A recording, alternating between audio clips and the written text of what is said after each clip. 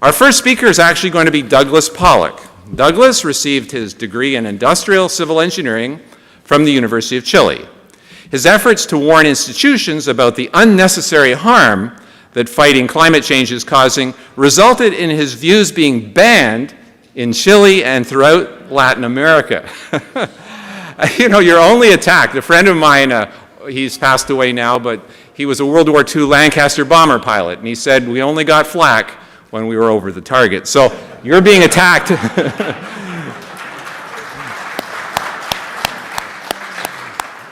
So they only try to silence you when you're saying things they're afraid of. So congratulations for that. So I introduce the first speaker, and I'll introduce the others before they speak, but the first one is Douglas Pollock.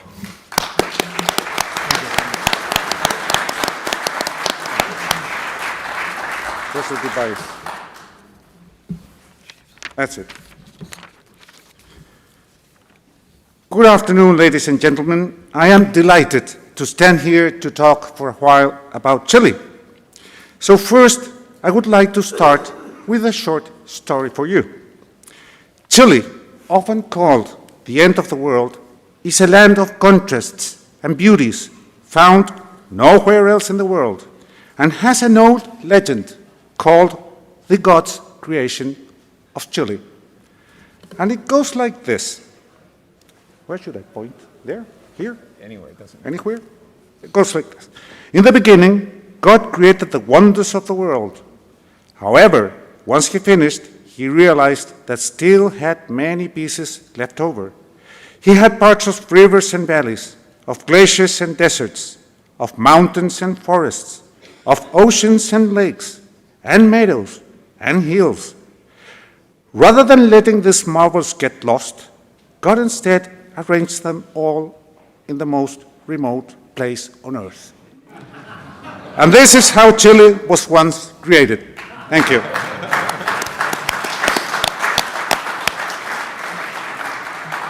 Well, coming back to planet Earth, why to talk about Chile? Perhaps you don't know even where Chile is placed. What I will show next, facts related to climate change, will be then in the gentlest possible manner. Just because I love my country, not its politicians. True is that Chile is no longer a thriving country as it was until the early 90s. At present, it seems to be lying in the middle of everything, yet not quite heading towards prosperity. As we will see next. Nonetheless, and this is the main issue, Chile has become most important to the UN for becoming its best obedient and diligent model with an outstanding climate action behavior as no other emerging country in the world can exhibit at present, as recognized by Al Gore and the UN when Bachelet, former President Bachelet, was gifted with the Champions of the Earth Prize in December 2017. That is one of the reasons why COP25 will take place in Chile next December. The other reason is kind of shameful, but you, James, I think you told everybody this morning. Following, I will show as perhaps one of the best examples how things should be carried out in order to achieve both a global warming ghost and an economy go away. Let's see first an economy overview of Chile over the last third of a century in three simple variables. Average economic growth, tax on profits, and competitiveness. Since 1990, tax on profits never stopped rising, while economic growth never stopped declining. As well as, please don't applaud that. As well, of course, since 2007, competitiveness is plummeting. And the perfect negative correlation between economic growth and the kind of government any country may have. We did it also. Before we finally land in Chile, let's take Or let's take a look to the consequences of climate policies in developed countries and what they all have in common.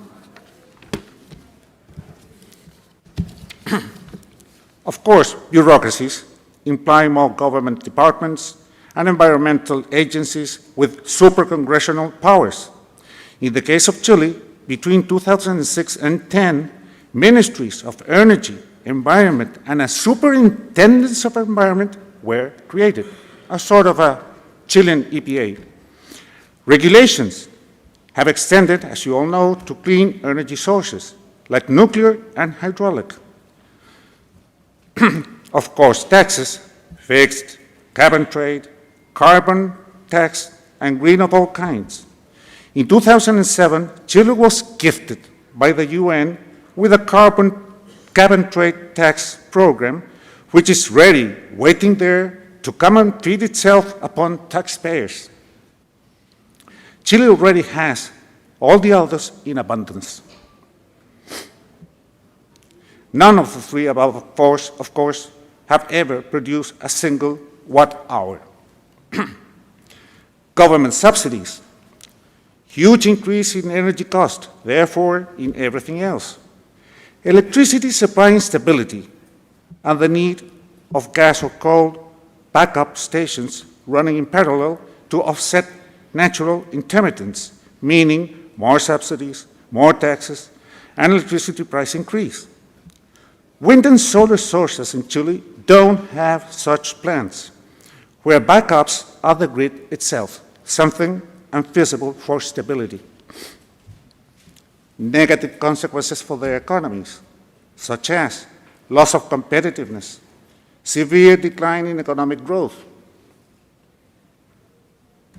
I went too fast. Abrupt investment break, capital flight and industrial exodus, most familiar to the USA. Increase in cost of living, reduction in purchasing power and consumer surplus. Of course, unemployment and wealth poverty gap increase. But there is more.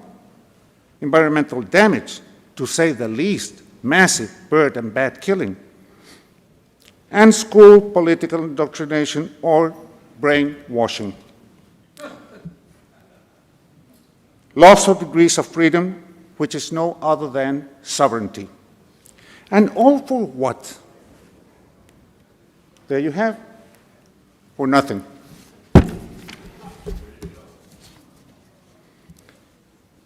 Now let's see to what extent Chile behaves consistently with developed countries, with its climate policies, which I hope no other country will or would follow. Chile has a large hydroelectric potential that would satisfy the annual electricity demand by more than 100%. Currently, it only uses 29% of that potential and contributes also only with 29% of total electricity generation. With a peak of 100% of hydroelectric generation in 1991, by 2005 had reduced to 50%. And since then, until 2018, dropped another 40%, as you can see in the graph. That is why, at present, Chile strongly depends on fossil fuels for electric generation, yet both sources have been aggressively attacked, at least in the last 12 years.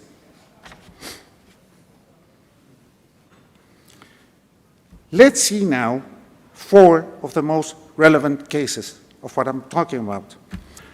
After 3 years of bureaucracies and having passed all environmental requirements, in 2010, Barrancones coal-fired project of 540 megawatts and an investment of $1.1 billion was finally repealed by President Piñera, our present president, for a second time. In 2009, started a 2.75 gigawatts hydroelectric project, Hidroaicén was its name, with an investment of $3.2 billion. After 7 years, and having spent $250 million in bureaucracies, in 2016 was finally killed by former President Bachelet. What a great business is this of bureaucracy. If it had been built since 2018, this plant would be supplying today 21% of the national hydroelectric capacity. And today, more than 50% of the electricity would come from hydroelectric sources. The cheapest, the cleanest, and for Chile, the most abundant. That year, Bachelet announced the construction of 2 power plants. You won't believe this, or you're about to listen. The construction of 2 power plants, wind and solar, to supply, I don't want to laugh, sorry, 76% of the electric demand of Santiago subway metro, at a cost to the taxpayers of $680 million. She said, a pioneering project in the entire world. I bet she was right, because I don't know of any other country having done such nonsense. Electricity cost for the subway rose 210%, from 47.6 to almost $100 per megawatt hour. In 2020, a solar power plant, Cerro Dominador, in the northern part of Chile, of 210 megawatts, will start operations at a cost of $1.4 billion. Only its thermo-solar fraction of 110 megawatts covers an area almost 160 times greater than a combined cycle power plant of the same capacity. And I would like to show this in a more familiar way to you. And let's imagine Mrs. AOC, this is her name, Alexandria Ocasio-Cortez, fulfilling somehow her deepest dreams and be able to replace the Washington Monument by this marvelous solar tower. It would look just like this in a perfect and an exact scale. There you have it. I hope you like it. I was there yesterday. Beautiful. The other slide. Let's take an overview of this same marvel. There you have its beauty. The green area of White House, at the left, the Lincoln Memorial, and to the right, the Congress. I'm sorry to tell Mrs. AOC that she wouldn't be able to build it because it just doesn't fit. Well, unless President Trump would also drain the Potomac River. In that case, it would. And that little tiny spot there is an equivalent gas or coal station, fire station of the same capacity. In short, these renewable sources have meant an average cost, at least being very generous, 9 times higher than those of traditional sources, as you may see in the right column. In 2017, Bachelet announced 96 measures consisting in regulations and taxes for her so-called National Action Plan of Climate Change. In 2018, President Piñera went much further and announced the Chilean Energy Path, consisting in 11 mega commitments, including the decarbonization of the economy, implying this, the closure of 20% of the coal generation capacity in the next 5 years. And by 2040, the remaining 80%. And of course, a Chilean climate frame law, consisting in 7 additional bureaucratic actions. This one is very scary. In the 2019 Nations account last June, he left climate change for the end as the most important of all the issues he spoke about, and declared Chile as one of the 10 most vulnerable countries in the planet to the climate change threat. And what is really this threat to justify all these measures mentioned? That 5 cities that today are 10 meters or 10,000 millimeters above sea level will be under the Pacific Ocean in year 2100, because sea level will rise 12.5 times faster than during the last deglaciation, when Chicago, for example, was buried under 900 meters of ice. and Montreal in Canada under 3,300 meters. The absurd is then clear.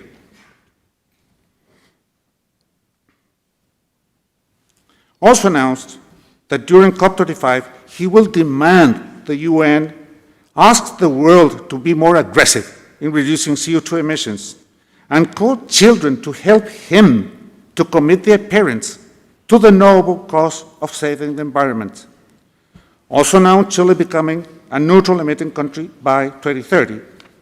Again, we would be the first in the world. And finally pronounced these famous words as if they were his. We are the first generation to feel the impact of climate change and the last that can do something about it. Wasn't this quote from your President Obama? I wonder. All this shows clearly what Chile is standing for.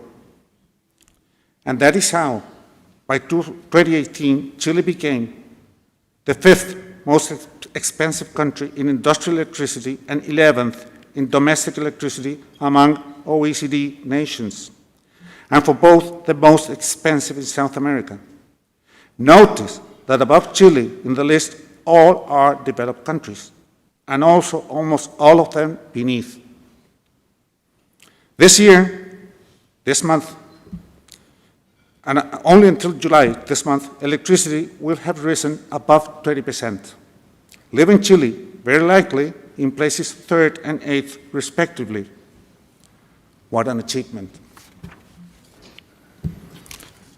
So, it doesn't make any sense for Chile to impose any climate change policy, even if man-made global warming theory was true, which is not. Chile is doing what the rest of the world isn't. Countries that represent almost 60% of global CO2 emissions are, in fact, out of the Paris Agreement, the first 4 up there. Therefore, free to emit whatever they want, while Chile only accounts for a humble 0.25% of total emissions, as you can see the little tiny yellow spot at the bottom. So let's see now what Chile's achievements have been to save the planet. Alone. Well, it's still increasing its CO2 emissions in the last decade, while still declining in its economy, but with an astonishing and an unbelievable contribution to forestall global warming of, that's climate sensitivity fundamental United Nations equation. I will go straight to a number, 0.0000115 degrees Celsius per decade, all taxes included or all feedbacks included. But please don't applaud, because it still contributes to global warming.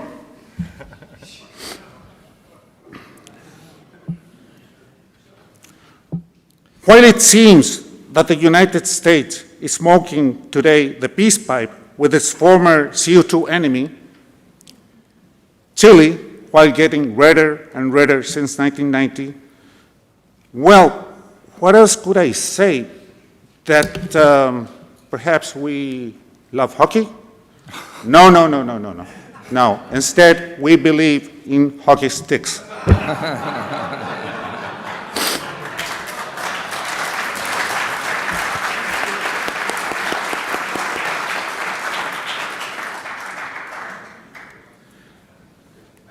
At the dawn of the Cold War, Sir Winston Churchill said these words: socialism is a philosophy of failure, the creed of ignorance, the gospel of envy, the worship of mediocrity, and its inherent virtue is an equal sharing of misery.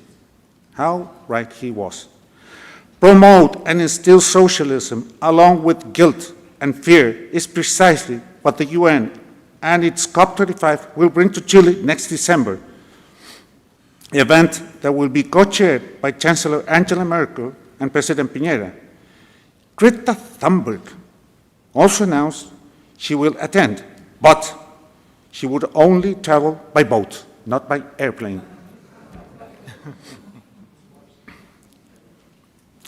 So what can be the climate conference, Jim, Frank, the Harlan Institute will hold at the same time, enlightening people thirsting for truth and tired of left propaganda.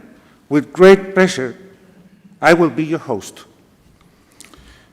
Not without unhappy feelings, for Chile had everything to become long ago a developed country. Allow me to say these final words to you, to President Trump's outstanding achievements, to his great team, many of you present here today, and to the Harlan Institute for its long-term persistent work in pursuit of people's prosperity through freedom and the based in science, truth, in climate change. It goes like this. Notwithstanding the dense and sinister mist of misinformation from a faraway land, Chile, it can be once again seen America's glittering beacon of freedom, hope, and prosperity. Though at times it seems to be our fateful destiny, may God not ever allow the darkness of evil turn it off in this soil of liberty in the United States of America. Thank you very much.